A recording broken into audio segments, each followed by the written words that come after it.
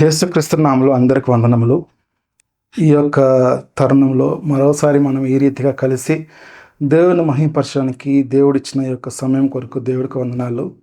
ఈరోజు మనము ఏ విషయం చూడబోతున్నామంటే సత్క్రియలు చేయట. మన జీవితంలో ఎలా సత్క్రియలు చేయాలి, వేరే విషయాలు కాకుండా, లోకపరమైన కార్యములు కాకుండా సత్క్రియలు ఎలా చేయాలని పౌలు గారు తీతుకు రాసిన పత్రికలో చాలా చక్కగా చెప్పి ఉంటున్నారు. అక్కడ 3వ అధ్యాయంలో చూసినప్పుడు అక్కడ ఏం చెప్తున్నానంటే, సత్కార్యాలు మనము నిష్ఫలం కాకుండా దేవుని యొక్క దృష్టిలో మనం బాగుండాలంటే ఏంటంటే, మన సత్కార్యాలు చేయడానికి, సత్క్రియలు చేయడానికి మనము సిద్ధంగా ఉండాలి. ఎందుకంటే మనము చాలామంది ఏం చేస్తామంటే, దేవుడు మనకిచ్చిన యొక్క కృపను బట్టి, రక్షణ బట్టి, మనము దేవుడు మనకు చూపించిన బాటను బట్టి మనము సత్క్రియలు చేయకుండా మనం ఏం చేస్తామంటే, లోకపరమైన విషయాల్ని చూడడానికి, దాన్ని నేర్చుకోవడానికి చాలా ఆసక్తి చూపుతాం. ఆ కాలంలో కానీ అలానే ఉన్నది. తీతుకు రాసినప్పుడు అక్కడ ఉన్న ప్రజలు కానీ ఎలా ఉన్నారంటే, వ్యర్థమైన విషయాలు వాటిని గురించి మాట్లాడుకుంటా, వాటిని గురించి డిస్కషన్లు చేసుకుంటా, వాళ్ళు ఒకరు మాట్లాడి దాని గురించి వ్యర్థంగా సమయాన్ని గడిపేవారు. కానీ దేవుడు దాన్ని ఇష్టపడలేదండి. దేవుడు ఏమి ఇష్టపడ్డాడంటే, సత్క్రియలు చేయమని ఇష్టపడ్డాడు. నేను కానీ అంతే. నా యొక్క యవ్వన కాలంలో నేనేం చేసేవాడిని అంటే, దేవుడి దగ్గరికి వచ్చేటప్పుడు దేవుడిని ఒక మాటలు ఎక్కువ చదివేవాడిని కాదు, కానీ మర్మాలని తెలుసుకోవాలనుకుంటా. ఏలియన్స్ ఉందా, లేకుంటే డైనోసార్స్ ఉందా, లేక ఫలానా వ్యక్తి ఎవరు, బైబిల్లో ఈ కయ్యని ఏమయ్యాడు. సో ఇలాంటి విషయాలన్నిటినీ నేను ఎక్కువగా తెలుసుకోవాలని దాని వైపే వెళ్ళేవాడిని. దాన్ని బట్టి ఏమైపోయిందంటే, నేను కొంచెం వీక్ అయినప్పుడు పడిపోవడం చాలాసార్లు జరుగుతున్నది. కానీ ఎప్పుడైతే మనం దేవుడి దగ్గర ఉండి, దేవుడు చెప్పినట్టు సత్క్రియలు చేసుకుంటా, దేవుని యొక్క అడుగు జాడలు నడుచుకుంటా వెళ్ళినప్పుడు మనం దేవునికి సమీపంగా ఉంటాం. కానీ ఇప్పుడు ఎవరు అలా చేయడం లేదు. ఏమంటే, కొత్త విషయాలు తెలుసుకోవాలి. ఇప్పుడు ఉన్న ప్రపంచంలో ఉన్న పరిస్థితులే అలా. కొత్త విషయాలు తెలుసుకోవాలి. కొత్తగా విషయాలను వాళ్ళకి కొత్తగా ఉన్నప్పుడు అది బాగా ఇష్టమవుతుంది. కానీ దేవుని ఒక వాక్యం వినాలని, దేవుని వాక్యంలో ఉన్న విషయాలు తెలుసుకోవాలని ఎవరికైనా ఇష్టపడరు. కానీ ఎప్పుడైతే మనం అలా దేవుడి దగ్గరికి వచ్చి దేవుడితో సమయం గడుపుతామో, అప్పుడు దేవుడు మనల్ని గొప్పగా మార్చుకుంటాడు. సత్క్రియలు అంటే ఏంటి?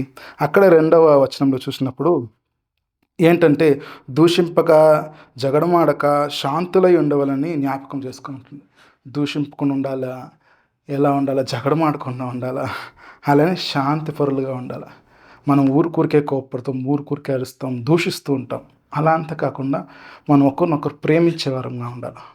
ఇప్పుడున్న పరిస్థితులు అయితే అందరితోనూ మనము గొడవలు ఆడుకుంటా, తిట్టుకుంటా, మనకు కొంచెం ఈగో టచ్ అయిన వెంటనే మనము ఒకలా మారిపోతాం.